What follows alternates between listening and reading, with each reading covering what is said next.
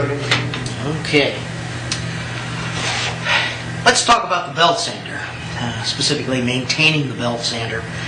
There are 5 places on the belt sander where you need to do some lubrication from time to time.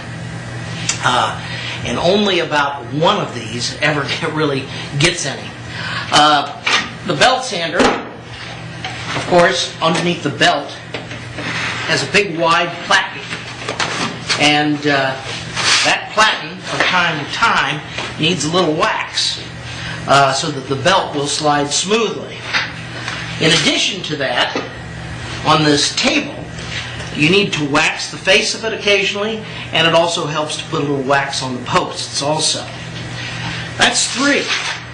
The 2 places that never seem to get any attention are the bearings in the front roller. They aren't bearings actually, they're bronze-like bushings, and those need some lithium grease from time to time.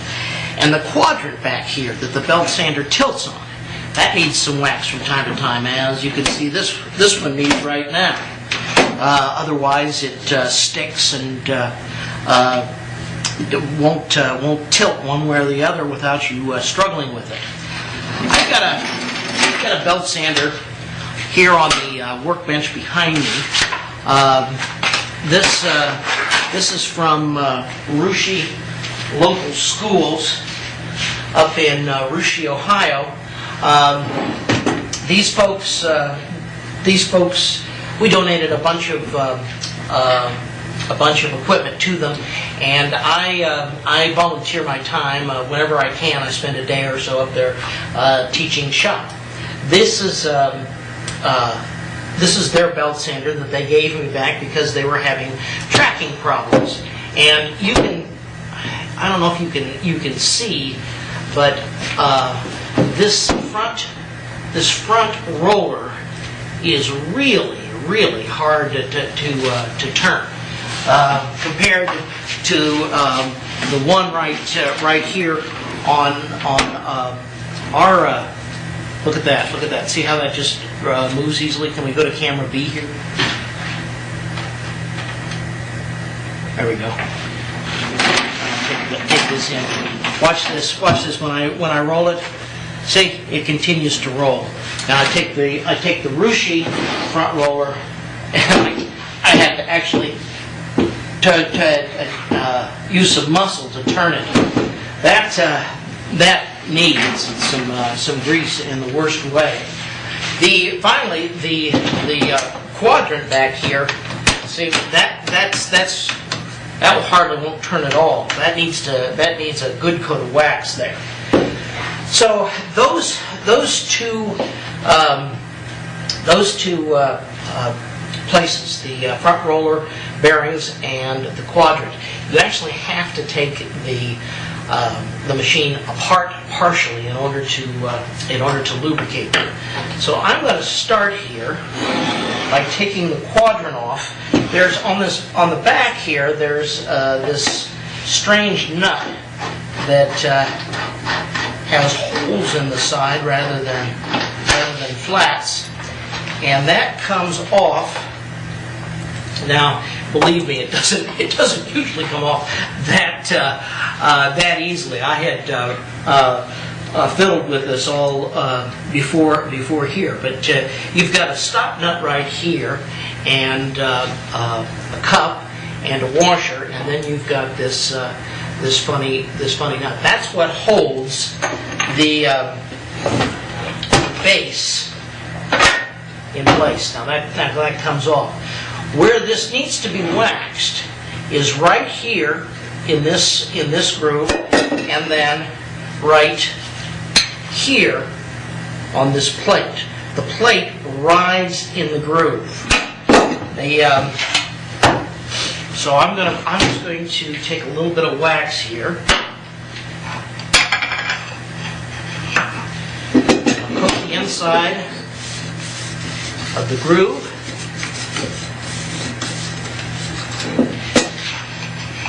And the surface of the plate.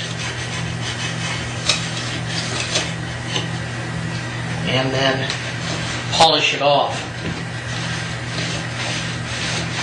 Now if this wax won't last forever. You need to do this from time to time. But if you're in the middle of an operation and you need to tilt this thing from vertical to horizontal or back the other way, you can get by with squirting a little bit of graphite lubrication in between here, something that doesn't attract the sawdust, and that will help it tilt for a very, very short time. The wax lasts longer. All right, now we need to check those front roller bearings that we're having so much trouble with. Let me, first thing we're going to do is take off the platen. I will wax the platen again before I put it back.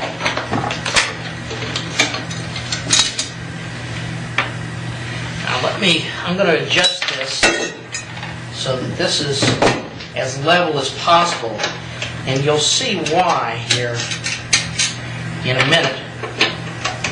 On the older belt sanders, not the new ones that we sell today, but the ones from 10-15 years ago, we used to stack up these washers. And right here, on top of the bosses, where the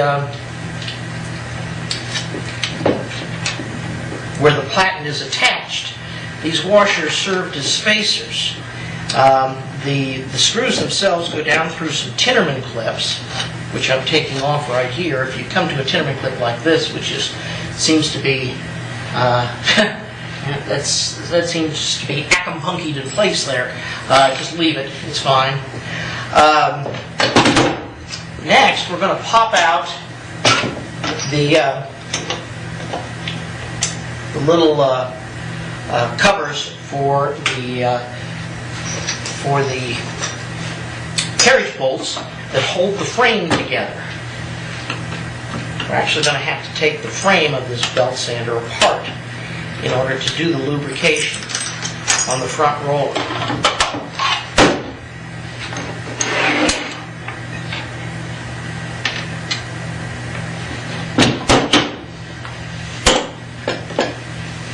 This is a 9/16" ratchet.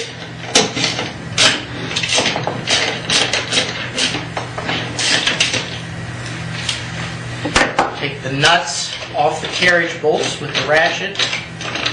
Now, underneath the nuts, there will be some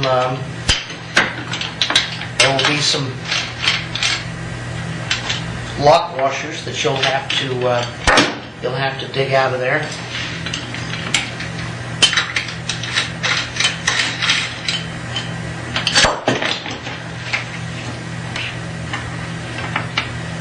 Set these aside. Pull the lock washers out.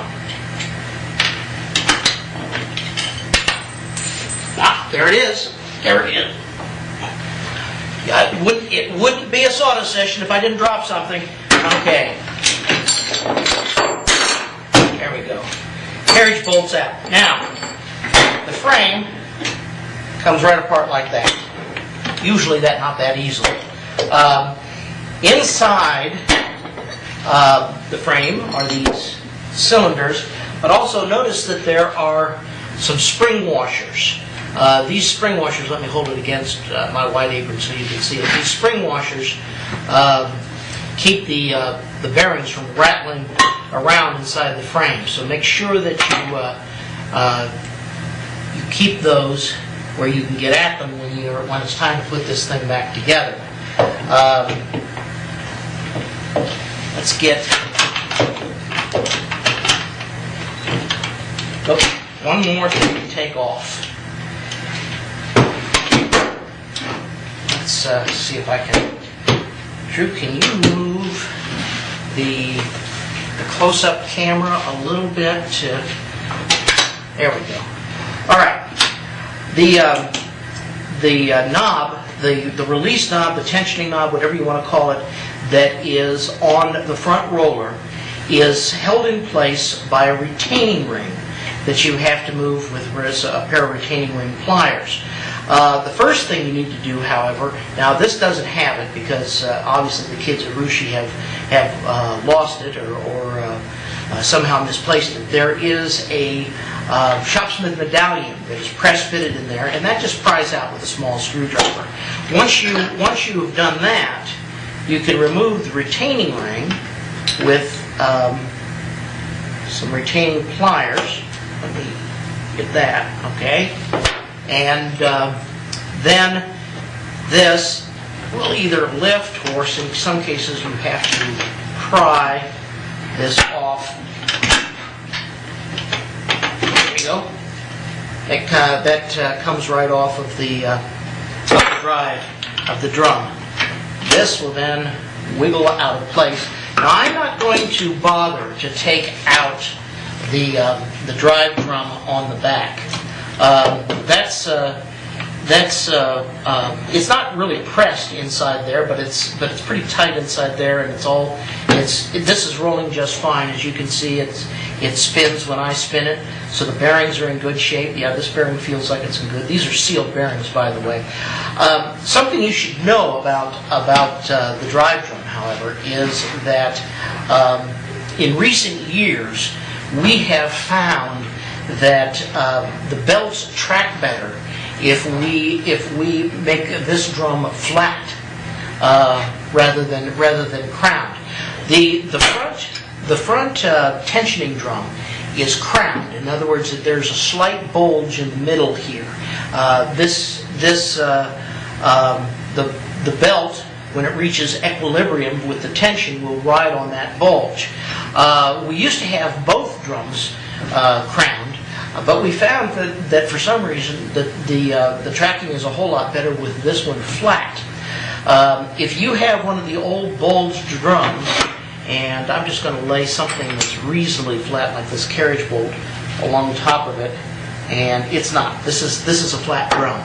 If you have one of the old bulged drums, you may want to consider having it turned flat if you're having a lot of problems with tracking. Now let's go to back to the tensioning drum. Take these pieces come off the handle side where the retaining ring was. There's 2 parts there, but you should not remove these parts off of the other side. There is a spring in here, and it's held in tension by this roll pin. And if you remove that roll pin, you'll have to send this back to the factory for us to put that back together. It's virtually impossible to put together with ordinary tools. However, what you can do is you can pull this out like this. See, there's that spring in there. Let me bring it down. See, and then put it to the side so that it doesn't pop all the way back in. Now you have about 1 inch of that shaft showing, and what's happened here is the sawdust has gotten down in here, mixed with this grease, and just created the world's worst case of vacuum punky that I've ever seen. Without it actually, it looks like the bushings in here, the bronzite bushings, are still in good shape, which is amazing. There's absolutely no side-to-side play there, so that's good. We got this in time. I'm going to take a little mineral spirits here, and I'm going to clean off the old grease. There we go. Wipe that dry. Oh, let's snap back. Oh, okay. Now this part usually doesn't come off, but since it did, at least the spring didn't come out. This will make it easier to clean. Let me clean that all off, and then I'm going to take some lithium grease, and I'm going to put that on the 2 areas of the shaft, and spread it out where the shaft is in the It's in the bushings.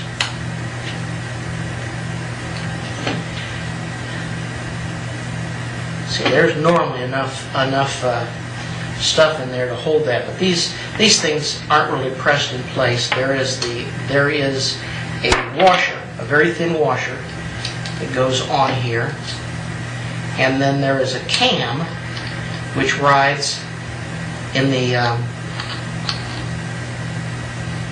groove that's in that shaft.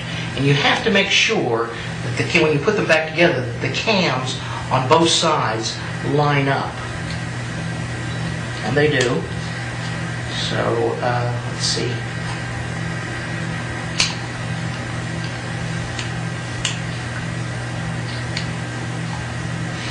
Now, this is where it gets to be a little tricky here. Because that's snapped off, there is a roll pin in there. I have to get that cam to the other side of that roll pin.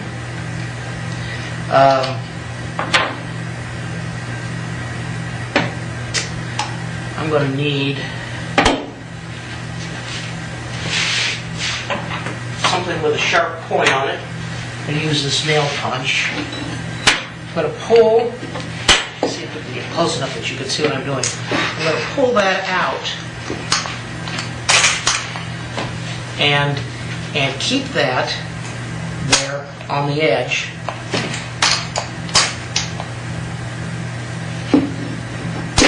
Oh. Okay.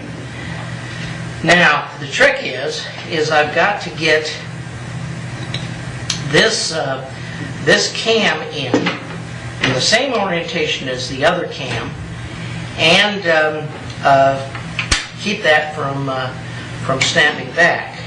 So the first thing I'm going to do is I'll put this takes 3 hands. So I'll put a screwdriver in here to keep that from snapping back. I'll try to anyway.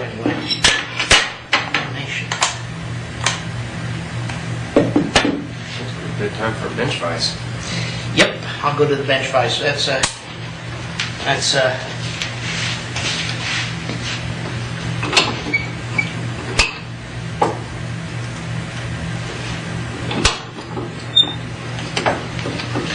I said, this usually doesn't happen, but actually it's a good thing that it did happen, guys, because if this happens to you, you'll have to go through the same rigmarole that I'm going through right here.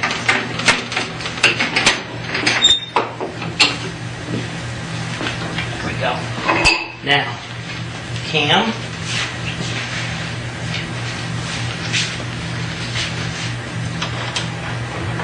Get the cam on there. Now, before I release that, I'm going to make sure that each cam is aligned exactly the same, and it is. The cams are the same on both sides. Now, take this, and I turn it so that roll pin snaps down there, but I'm not going to let it snap. I'm going to take it down easily. There we go. All right. That's this greased. So in order to put it back together again, of course, you first of all put on the pieces and parts that you had there before. The large flat washer goes on here first. Then this tensioning nut. Now, one of the things that you need to look at if you're having trouble with tensioning is that your 2 tensioning screws, and I'm going to show these to you, they're right here. These tensioning screws have a little nut on the back. These should be adjusted exactly the same when you put these back together. When you drop this in, about ½ an inch of the threads should show below the casting boss here. Okay, and the same way over here on this side, Only on this side that those threads are covered by this tensioning nut, this knurled tensioning nut. But they should be exactly the same, or at least as exact as you can make them. Let's take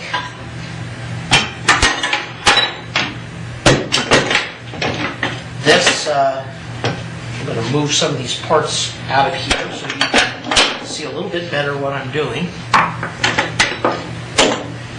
All right, I've got the frame. I'm getting the frame ready to put back together. Put this part in. Now the cam needs to ride against the tensioning bolt when it goes together. Now this, take this the spring washer that keeps those bearings from floating around. Put that on this bearing, and then carefully lower this thing in place. What you don't want to do, and you'll feel it if you do it, is you don't want to pinch that washer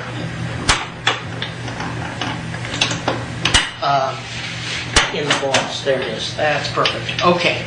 Now I just sort of wiggle these things together until they're well seated. Kind of may have to work this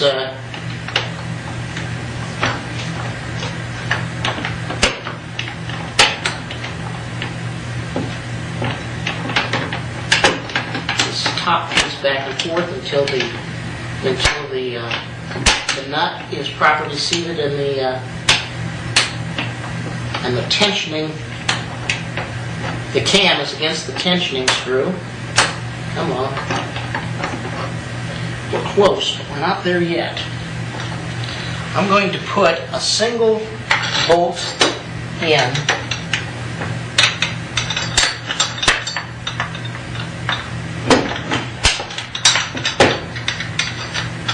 And when the bolt is in place, it should just drop through. Now notice I've chosen the bolt that is farthest away from the tensioning drum. All I'm looking to do is just there we go, is just to hold this frame together while I get the top properly aligned. I'm going to put on the lock washer, and then I'm going to put on the nut just finger tight.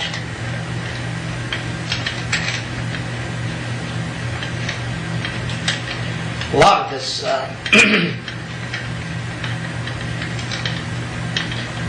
futzing around here, guys, is due to my own inexperience. I've watched Sue Powell do this, just like watching a little dance. Boy, it just comes apart, goes back to it together so quick. Okay, now.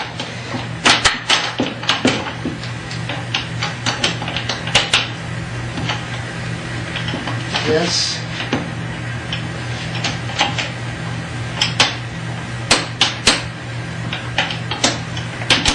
sometimes needs just a bit. See, what happens is that square nut, well, it's the square side. It has to drop into a groove. So I'm going to have to get this to do that, I'm going to have to take this tensioning nut and turn it all the way to its lowest position. Drop this in place. Now, come on. It's hanging up on that washer there. See if I can get that a little lower.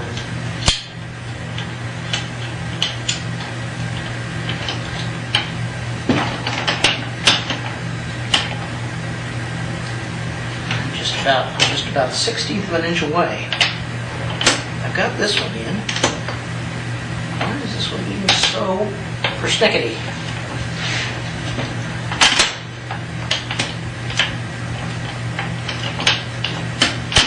Aha, there we go. All right, we now have liftoff, but the tensioning knobs, the tensioning bolts are not the same. So I'll hold this, bring this up to where there's a 1/2 inch of threads showing. Turn the nut down.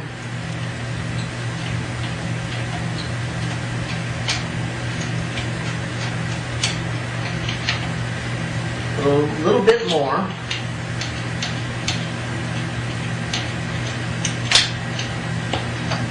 A little bit more. See, now at this point, what I'm looking at is the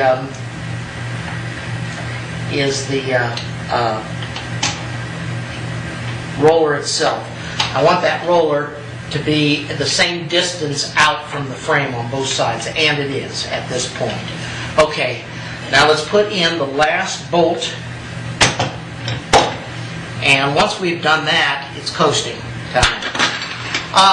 You don't need to watch me do the rest, because it's just a matter of, from here on out, of putting this thing back together the same way it went together, and then adjusting the tension on the quadrant bolt until everything slides as smooth as possible. But I do want to tell you before we leave this is that this if you are experiencing tracking problems or tensioning problems, it's probably that this front roller here needs some attention. You need to go in there and lube that. But it could also be that the spring is worn.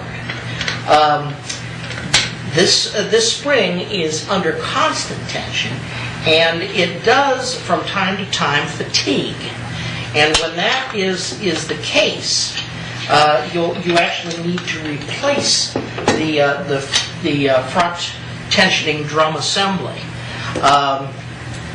If you go through this, if you get this all lubed and cleaned and properly reinstalled, and it still won't track properly, and the belt doesn't seem to have enough tension on it, then it's probably because that spring is not tight enough. Now, of course, remember here that once you put this back together, you have to give this a few turns to get this properly tensioned.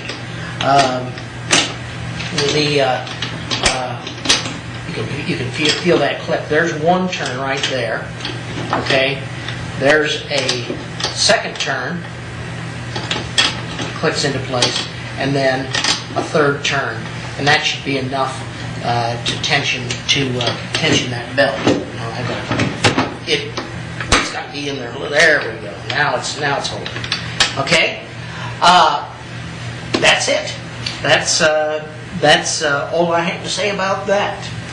I want to thank you for viewing Shopsmith Sawdust session number 12. We'll see you hopefully back here for session number 13 in 2 weeks. In the meantime, work well, work safe, and work to your heart's content. Thanks.